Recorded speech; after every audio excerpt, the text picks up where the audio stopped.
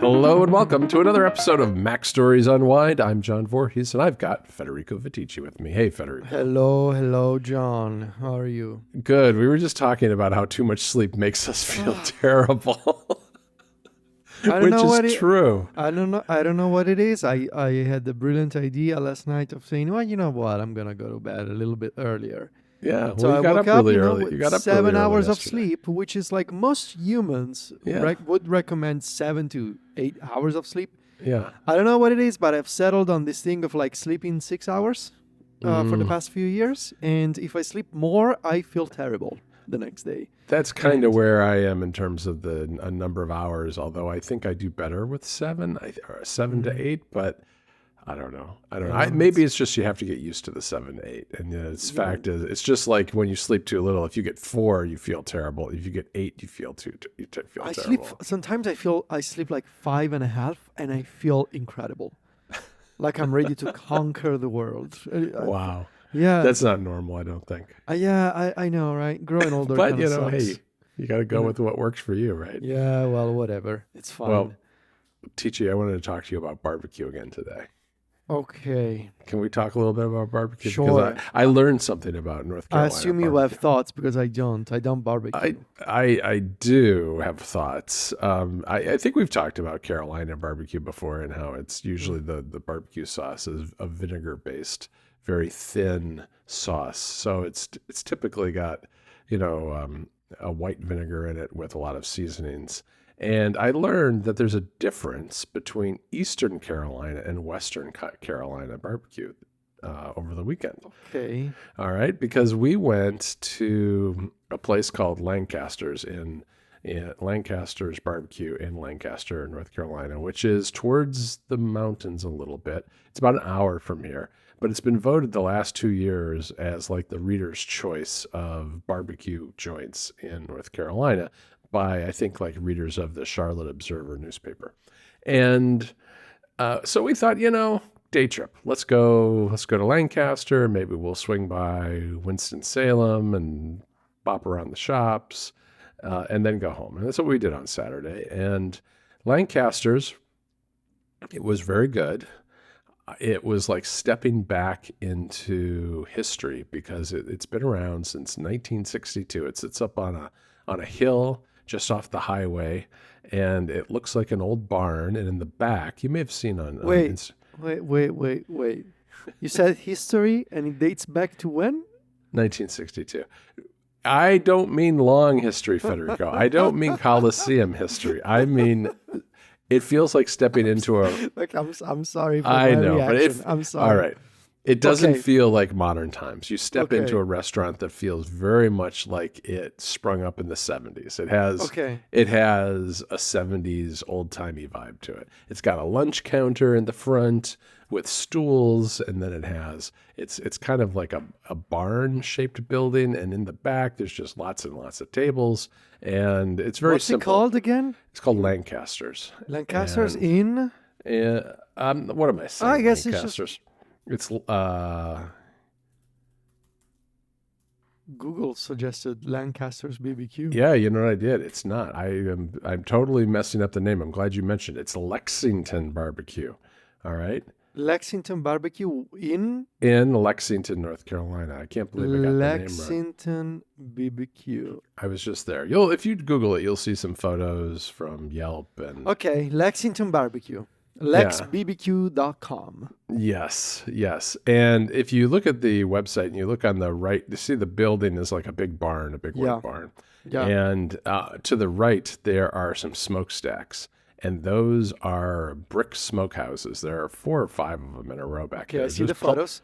pumping out, burning hickory wood and Oh, pumping I out. bet it smells delicious in the parking Oh, lot. it smells really good. and it's also creating a fair amount of pollution too, I think. Yeah, I mean, Unfortunately. But destroying the planet, but the smoked meats are good. the smoked meats are good. And so I think we've talked about before that in North Carolina, it's more of a pork barbecue state than like Texas, which is usually beef oriented. And so there's no beef on the menu. They have hamburgers and hot dogs and things like that. This is definitely a meat place, Federico. I don't think that this would be a place I would take you. But I could just sit to the side of fries or I see in the menu that They have salad. They have a fish plate. They have a do. fish plate. They do. They have a fish plate and they have some salads and a few other things. But you go there for the meats, and you can get a plate, a tray, or a mini tray, and it comes out on a little cardboard rectangle with one side is a big mound of pork, and on the other side was a big mound of coleslaw, and that's your meal. And then you can get sides. I got hush puppies. I love a good hush puppy, which we've talked about before too, which is deep fried cornmeal balls. And what's different about the Western barbecue that they serve at Lexington Barbecue is that it's red. It's ketchup based actually. It's ketchup with vinegar and the seasonings, and it's pretty spicy too. So that's the difference between Eastern and Western. Vinegar, spices, ketchup, sugar, and salt. Yeah, and so that's what you get in Western Carolina. In Eastern, they don't have the tomato-based part of it, and you put that on your meat, and you go for it. They have sandwiches there too, barbecue sandwiches. But it was a fun place, a good outing. I would say that I liked pork barbecue, but I also like beef barbecue. I don't know. It was an hour away. It was good. It wasn't so good that I would make it a regular trip to go there, is what I would say. But I had a good time. Nice day out from getting out from the house, because it got cold again here. So it was good to just kind of take a trip and see something different. So you guys liked the place? Yeah, we liked it. It was really good. And it was fun because it was very old-timey. It was clearly they clearly had a lot of regulars, a lot of people from the community who were there, because it was the place was just absolutely packed on a Saturday at around 12:30 or so in the afternoon. So if you were ever driving through it's about 25 minutes from Winston-Salem, North Carolina. So if you were kind of driving through, there's no good way to get to it, really. I mean, it's off of, I think, a major highway, but for us, we had to drive. We drove, the first half, it was all driving through the countryside to get to a major highway, which I actually like. I like driving around in the country in North Carolina. It's kind of pleasant on a Saturday. So Lexington, North Carolina, population of about 20,000 people, 20 miles south of Winston-Salem. Okay. I see. I'm taking a look at the pictures of Lexington. Yeah. There's not much in Lexington, at least in the 90s, its economy was mainly based on textile and furniture manufacturing, John. That is the story of North Carolina. I mean, every single town has like an old cotton mill that's been converted into shops and restaurants, because between tobacco, the cigarette industry, and cotton, those were the two main industries for a very long time, and now those are mostly gone, although there's still a lot of furniture, big furniture manufacturers in some of the towns in places like High Point and Hickory. Oh, get this, John. Lexington calls itself the barbecue capital of the world. And since 1984, the city has hosted the Lexington Barbecue Festival, one of the largest street festivals in North Carolina. As of 2003, so this information is a little bit outdated, the city has over 20 barbecue restaurants. Oh, yeah, they had a ton. I saw them on Apple Maps when I was looking for Lexington's. And they recently, there was there's some spinoff of Top Chef, I think called Top Chef South, that went there and tasted their meats, their smoked meats. So I'd recommend it to Mark Zuckerberg, is what I would do. He doesn't need to smoke his own meats. He can go and have the people in Lexington do it for him. Who knows if he even does it anymore? Yeah, he seems like he's more interested in other things. He's vibe coding now. So thanks for the North Carolina update, John. Yeah, that's the difference between East and West. We didn't see, I don't have any other, I don't have no animal sightings. No animal. Okay. No. Well, I did have one. I had one actually over the weekend. So we went to the beach. Yeah. Oh, I remember. Yeah. And I sent you photos. At some point, we forgot something in the car.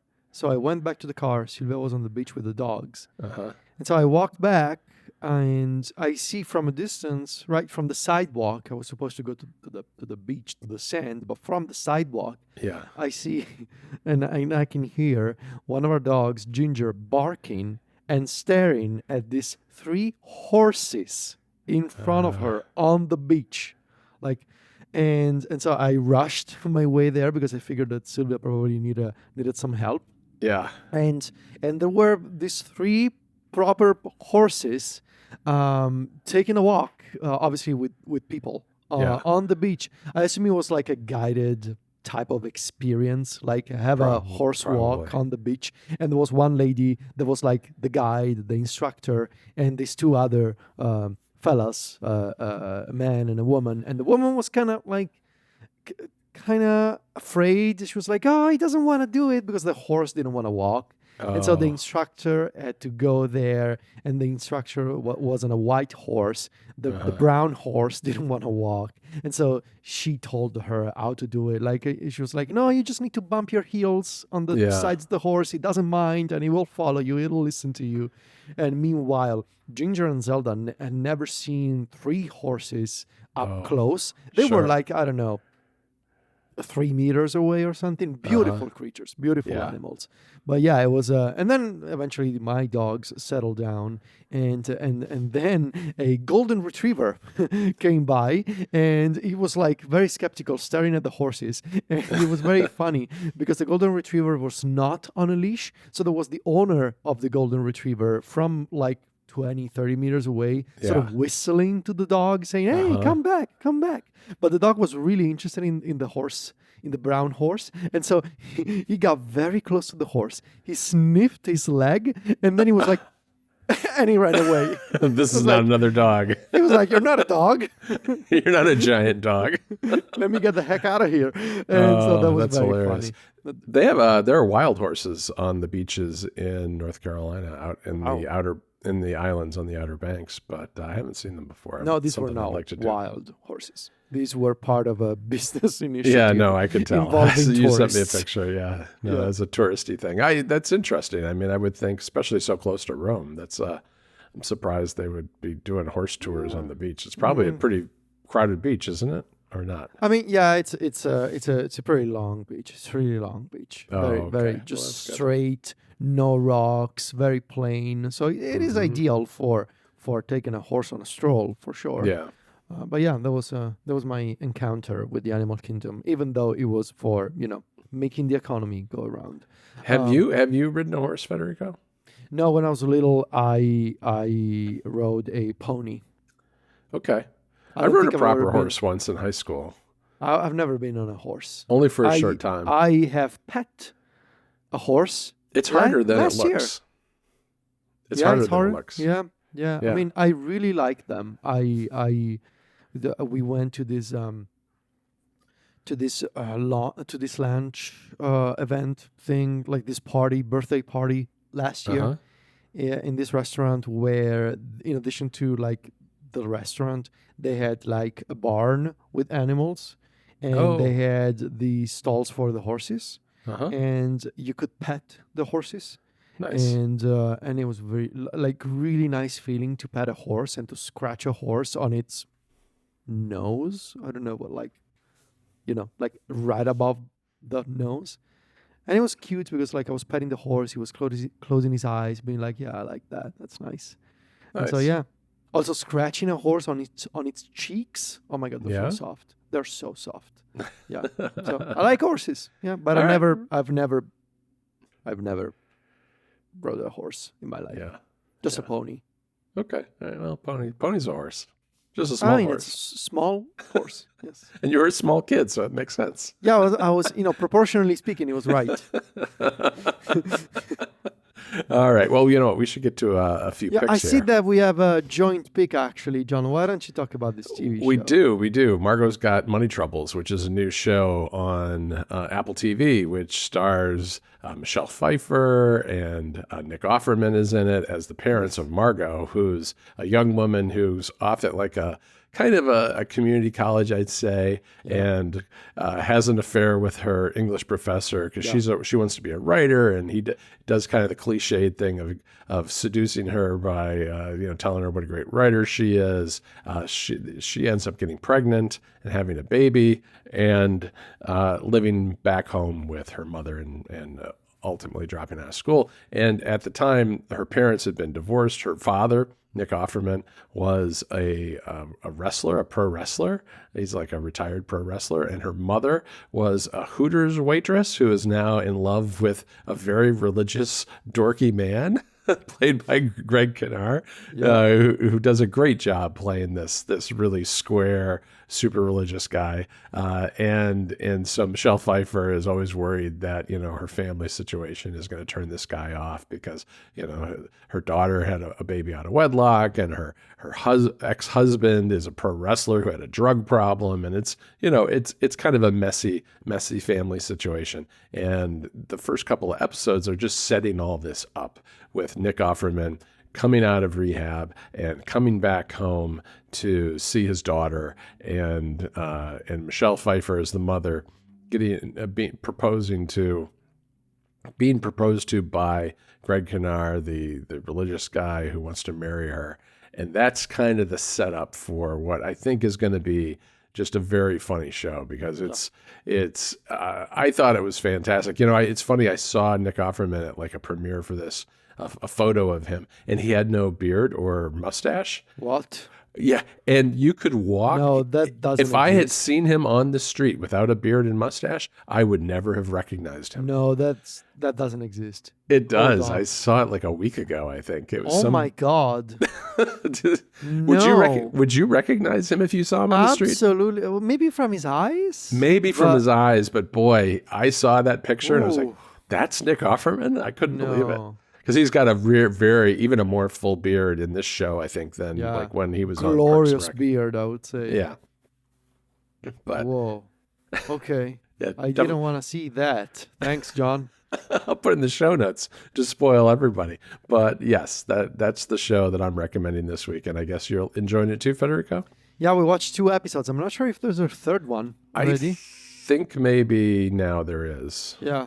I think it's a couple- Wednesdays, if I remember right. Couple of other things. I started watching season 1 of The Pit Jennifer just finished this. by myself. I hate these shows.